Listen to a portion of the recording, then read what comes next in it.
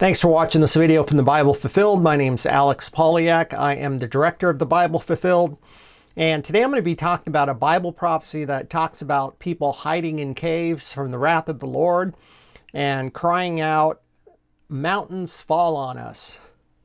While such phrases don't mean much to people today, they were fraught with meaning for ancient Jews. God often used armies as his instruments of judgment, and during these times of judgment, those on the receiving end would hide in caves and in mountains and cry out in anguish, "Fall on us, hide us from the wrath of the Lord." This was prophesied to happen during the wrath of the Lamb that the New Testament talks about, and it happened literally in the first century. Here are three Bible prophecies about this event. The first is Isaiah 2 verses 2 to 19, in which Isaiah prophesied in about the year 700 BC. "Now it will come about that in the last days people will go into caves and in rocks and into holes in the ground, away from the terror of the Lord and the splendor of his majesty, when he arises to terrify the earth." So notice how this passage describes people hiding in caves and in the holes of the ground from the terror of the Lord. The second prophecy about this event is from Jesus, which he gave during his earthly ministry in approximately the year AD 30. And here's what Jesus said: "Daughters of Jerusalem, do not weep for me, but weep for yourselves and for your children. For indeed the days are coming in which they will say, Blessed are the barren wombs that never bore, and breasts which never nursed. Then they will begin to say to the mountains, Fall on us, and to the hills, cover us." This is Luke 23, verse 28 to 30.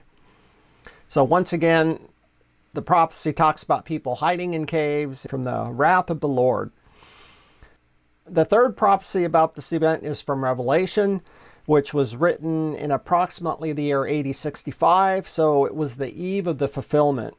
And here's what John said in Revelation: "And the kings of the earth, the great men, the rich men, and the commanders, the mighty men, every slave and every free man, hid themselves in the caves and in the rocks and of the mountains, and said to the mountains and rocks, Fall on us, and hide us from the face of him who sits on the throne and from the wrath of the Lamb. For the great day of his wrath has come, and who is able to stand?" So this is Revelation 6, verse 15 to 17. So once again, there's this same motif of, people hiding in caves and crying out to the mountains, "Fall on us, hide us from the wrath of the Lord." While similarity of language does not always mean that it refers to the same event, it certainly should perk our ears up to that possibility. After all, Jesus and the apostles frequently linked the events that were happening in their day, in the first century, to Old Testament prophecies. The Gospel of Matthew over and over says things like, "This was done to fulfill what was written in Isaiah," for example, in Matthew 12, verse 17. And in another passage in Matthew, it says, "All this happened to fulfill what was said by the prophet Isaiah." This is Matthew 1, verse 22. So there's statements like this all through the New Testament. So the events that were coming to pass in Jesus' day had been prophesied about in the Old Testament. Think about the various themes and motifs mentioned in the New Testament, such as the coming of the Lord, the Great Tribulation, salvation, resurrection, the kingdom of God, the new heaven and earth, the wedding of God to his people, the Mount Zion, the New Jerusalem, the time of the end, the last days, the abomination of desolation, and the destruction of Jerusalem and the temple. All these New Testament themes and motifs were first prophesied about in the Old Testament. In fact, as far as New Testament themes and motifs go, there is nothing new in the New Testament at all. It's just that by the time of the writing of the New Testament, the events prophesied about centuries ago in the Old Testament were finally coming to pass, or they were on the verge of coming to pass. The New Testament motif of people hiding in caves and, crying out, "Mountains fall on us from the terror of the Lord," is another one of these prophecies from the Old Testament that was about to happen when the New Testament was written. let's look closer at those passages that I just read. Okay, so this time I'm going to start with Jesus' prophecy, which he said during his earthly ministry in approximately the year AD 30. So Jesus said, "Daughters of Jerusalem, do not weep for me, but weep for yourselves and for your children. For indeed the days are coming in which they will say, blessed are the barren, wombs that never bore, the breasts which never nursed. They will begin to say to the mountains, fall on us, and to the hills, cover us." So again, this is Luke 23, verse 28 to 30. Okay, so first off, we can be sure Jesus is referring to the judgment of Jerusalem because he addressed this comment to the daughters of Jerusalem, which essentially means, women or citizens of Jerusalem. So Jesus was warning the women of his day that Jerusalem was about to be judged. We can also be sure Jesus is referring to the judgment of Jerusalem in the year AD 70. And by the way, if you don't know this, AD 70, the year AD 70 is when the city of Jerusalem and the temple were destroyed. All historians agree with this, by the way. This is not anything disputable. In fact, the first century historian Josephus wrote in his book War of the Jews that 1.1 million Jews were killed, another 97,000 were taken into slavery. So this judgment of Jerusalem did in fact happen in the year AD 70. And this is a judgment Jesus is warning about. Jesus also warned about the same judgment 2 chapters earlier. And in this passage, he specifically said it would happen within a generation, which equates to about 40 years. So here's what Jesus said in Luke 21, verse 20 to 32. "But when you see Jerusalem surrounded by armies, know that its desolation is near. For these are the days of vengeance, that all things which are written may be fulfilled. But woe to those who are pregnant and those who are nursing babies in those days, for there will be great distress in the land and wrath upon the people. They will fall by the edge of the sword and be led away captive into all nations. And Jerusalem will be trampled by the Gentiles until the times of the Gentiles are fulfilled. Assuredly, I say to you, this generation will by no means pass away until all these things take place." So Jesus said this in approximately the year AD 30, and he said the judgment of Jerusalem would happen within a generation, which refers to approximately 40 years. By the way, you can read this in Hebrews 3, verse 8 to 10, or Numbers 14, verse 30 to 34, or Nehemiah 9, verse 21. So a generation refers to approximately 40 years. So since Jesus said this in approximately the year AD 30, it must have happened by around AD 70. And it did happen, as I just pointed out. All historians acknowledge that Jerusalem and the temple were destroyed by the Romans in the year AD 70, just like Jesus predicted. So why did this judgment happen? And the answer is that because the Jews had a long track record of killing God's prophets, and they ended up killing their very own Messiah, not to mention, his apostles too, or persecuting his apostles. The parable of the wicked vine dressers in Matthew 21, verses 33 to 46, talk about this in really nice detail. As Jesus teaches in this parable, Israel had a history of killing the prophets God sent to them. So God finally sent his son, thinking, surely they'll listen to my son. But they ended up killing his son too. Technically, the Romans killed Jesus, but they did it at the behest of the Jews. You can read this in Luke 23, verse 21, or John 1, verse 11. Therefore, judgment was coming soon on Israel, just as Jesus warned in those passages that I just read in Luke 21 and 23. So Jesus, in the year AD 30, prophesied that Jerusalem would be destroyed within a generation, or around 40 years. Then, 35 years later, on the eve of the fulfillment, John, the writer of Revelation, also prophesied about this event. This is that passage I read from Revelation at the beginning of the video. I'll read it again real quick. It says, "And the kings of the earth, the great men, the rich men, and the commanders, the mighty men, every slave and every free man, hid themselves in the caves and in the rocks of the mountains, and said to the mountains and rocks, fall on us and hide us from the face of him who sits on the throne and from the wrath of the Lamb. for the great day of his wrath has come, and who is able to stand? So this is Revelation 6, verse 15 to 17. So this prophecy is describing that same judgment of Jerusalem that Jesus had warned about too in Luke 21 and Luke 23. People would hide in the caves from the wrath of the Lord. And when did Revelation say that this event would happen? Revelation goes on to say, actually it says it in the beginning of the book and the end of the book. And in Revelation 1, verse 1 to 3, it says that the prophecy that's described in Revelation would happen soon, for the time is at hand. And then John repeats that same thing at the end in chapter 22, verses 6 to 10. Once again, John says that the events, that the prophecy of Revelation will happen soon, for the time is at hand.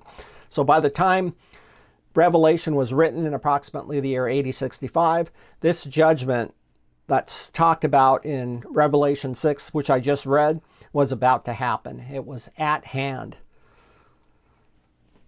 By the way, we can be 100% sure that this prophecy is about Jerusalem, because a few chapters later in Revelation 11, it says, "Then I was given a reed," and I here is John. So, "Then I, John, was given a reed like a measuring rod, and the angel stood, saying, Rise and measure the temple of God, the altar, and those who worship there, but leave out the court which is outside the temple, and do not measure it, for it has been given to the Gentiles, and they will tread the holy city underfoot for 42 months. This is Revelation 11, verse 1 to 2. So this is that same judgment Jesus warned about in Luke 21, which I just read. Jesus and Revelation both mention the destruction of the temple and the destruction of Jerusalem. Both mention the Gentiles treading down the city, and both even give the same fulfillment time frame. As I said, Jesus said in the year 8030 that it would happen within a generation, or within about 40 years. And then by the time Revelation was written 35 years later, this judgment was about to happen, as the book of Revelation says. It was at hand, but when Revelation was written in the year AD 65. Notice also that John says the holy city, which refers to Jerusalem, by the way, would be trodden upon by the Gentiles for 42 months. 42 months equates to 3.5 years.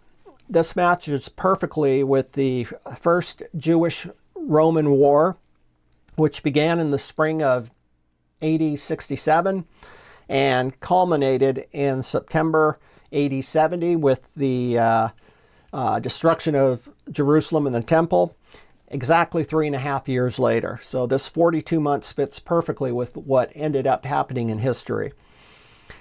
Notice also the reference to the temple, which John was told to measure in Revelation 11, verses 1 to 2. The reason for measuring the temple was that it was going to be rebuilt. In fact, it would be destroyed and replaced by the new spiritual temple, of which Jesus is the cornerstone. And you can read about this in 1 Peter 2, verses 4 to 9. And the Christians are the living stone. So Jesus is the cornerstone of this new covenant spiritual temple, and we Christians are the living stones. Then, a few verses later, we're still in Revelation 11, John says that this event would happen in the great city spiritually called Sodom, where the Lord was crucified. So notice how verse 8, this is that verse that's bolded on the bottom, talks about the great city spiritually called Sodom, where our Lord was crucified. This is an obvious reference to Jerusalem. Jesus was crucified in Jerusalem. So this city refers to Jerusalem, obviously. There are two other reasons that we can be sure the great city, spiritually called Sodom, refers to Jerusalem. The first is that the Jews considered Jerusalem the great city. And the second, God had repeatedly called Israel Sodom whenever she became entangled in sin. And you can see examples of this in Isaiah 1, verses 9 to 10, or Jeremiah 23, verse 14. And now, keep in mind, there was a real city of Sodom, that was judged in Lot's day. But after that event, God called Israel Sodom whenever she got entangled in sin and started acting like the real Sodom. And this was the case when Revelation was written too. Remember, Israel had just killed their Messiah 35 years earlier, and they were persecuting Jesus's disciples, trying to stamp out Christianity. So this term Sodom fit Israel of the first century well. Here's something else that's really fascinating. Moses had actually prophesied about this very same event 1,500 years earlier. Way back in approximately 1500 BC, Moses had prophesied that in Israel's last days, she would become like Sodom. And you can read about this in Deuteronomy 31, verse 29, and Deuteronomy 32, verse 32. Well, Israel was in her last days when Revelation was written, and she had become like Sodom, and her judgment was about to happen. By the way, let me prove that Israel was in her last days when Revelation was written. Actually, when the New Testament was written. There's all kinds of passages that say that Israel was in her last days. For example, Hebrews 1, verse 1 to 2 says, God, who at various times in various ways spoke in times past to the fathers by the prophets, has in these last days spoken to us by his Son. So Israel was in her last days when this Hebrews passage was written. Peter likewise said in approximately the year AD 63 that Jesus indeed was foreordained before the foundation of the world, but was manifest in these last times for you. So Israel was in her last times when this passage was written. Paul too said something similar in approximately the year AD 57. Paul said, now all these things happened to them as examples, and he's referring to the Israelites of Moses' day in this passage. So now all these things happened to them, the Israelites in Moses' day, as examples, and they were written for our admonition, and he's referring to the Christians of his day, upon whom the ends of the ages have come. This is 1 Corinthians 10, verse 11. So the end of the ages had come when Paul uttered this passage in approximately AD 57. The writer of Hebrews likewise said that, but now once at the end of the ages, he has appeared to put away sin by the sacrifice of himself. So once again, the writer of Hebrews says that they were in the ends of the ages when this passage was written. So can there be any doubt that Jesus and the apostles believed that Israel's last days had arrived? In fact, by the time the later New Testament epistles were written in approximately AD 60s or mid AD 60s, it was no longer even the last day anymore. By now it was the last hour of the last day. Here's what John said in approximately the year AD 65. Little children, it is the last hour, and as you have heard that the Antichrist is coming, even now many Antichrists have come, by which you know it is the last hour. This is 1 John 2, verse 18. So by this time, AD 65, it was not even the last day anymore. It was the last hour of the last day. By the way, Antichrists were people in the first century who denied that Jesus is the Messiah. You can read this in 1 John 2, verse 22 to 23. Or 1 John 4, verses 2 to 3, or 2 John 7. So there's plenty of passages that say that Antichrists were people who denied that Jesus was the Messiah. So Israel was in her last days when the New Testament was written. And Moses had said 1,500 years earlier that in Israel's last days, she would become like Sodom. Well, Israel was in her last days, and she had become like Sodom, just like Moses prophesied. Israel had killed her Messiah and was persecuting, his apostles and disciples. So they were acting just like Sodom. And this is the reason for their judgment in AD 70. Isaiah also had prophesied about this very same event in 700 BC, or approximately 700 BC. Here's what Isaiah said. Now it will come about in the last days, people will go to the caves of the rocks and in the holes in the ground, away from the terror of the Lord and the splendor of his majesty, when he arises to terrify the earth. This is Isaiah 2, verse 2 and verse 19. So notice how Isaiah said that this would happen in the last days. And as I just showed, Israel's last days were in the 1st century, so this is when this prophecy about hiding in caves must have been fulfilled. And this is precisely why Jesus and John in Revelation both alluded to the same motifs. One last thing I want to go over, and that is the historical evidence of Jews hiding in the caves. We actually have documented evidence from the 1st century historian Josephus that the Jews hid themselves in caves during the Jewish-Roman War of AD 67 to 70. Here are some quotes from Josephus about this. First one, Josephus said, "And on this day it was that the Romans slew all the multitudes that appeared openly, but on the following days they searched the hiding places and fell upon those who were underground and in the caverns." So this is a quote from Josephus in his book War of the Jews, Book 3, Chapter 1. So Josephus said that the Romans searched the caves and the underground caverns for the hiding Jews. Here's another quote from Josephus. "The multitude of those that therein perished exceeded all the destructions that either men or God ever brought upon the earth. For to speak only of what was publicly known, the Romans slew some of them. Some they carried captives, and others they made a search for underground, and when they found where they were, they broke up the ground and slew all that they met with." So once again, Josephus talks about Jews hiding underground. Here's another quote from Josephus. "So now the last hope which supported the tyrants and that crews of robbers who were with them was in the caves and caverns underground, whither, if they could once fly, they did not expect to be searched for, but endeavored that after the whole earth should be destroyed and the Romans gone away, they might come out again and escape from them. This was no better than a dream of theirs, for they were not able to lie hid either from God or from the Romans. However, they depended on these underground subterfuges." This is Josephus, War of the Jews, Book 6, Chapter 7. So Josephus basically said that the Jews were not only hiding in caves from the Romans, but from God. So these quotes from Josephus show that the fulfillment of those Bible passages, about people hiding in caves from the wrath of the Lord came to pass in the 3.5-year Jewish-Roman War, which lasted from AD 67 to AD 70. It's so amazing how accurate the Bible's prophecies are that were fulfilled. From Moses in 1500 BC to Isaiah in 700 BC to Jesus in the year AD 30 to Revelation in AD 65.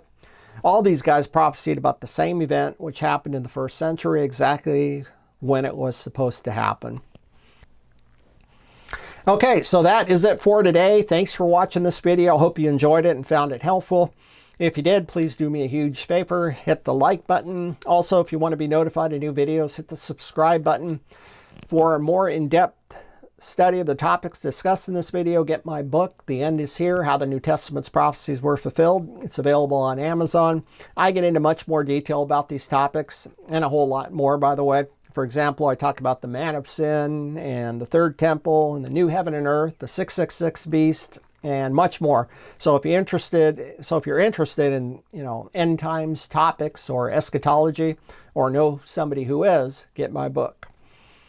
Lastly, I also want to let you know that I have a bunch of free articles and videos on my website, 𝗏𝐵ibleFulfilled.com, so check that out too if you're interested.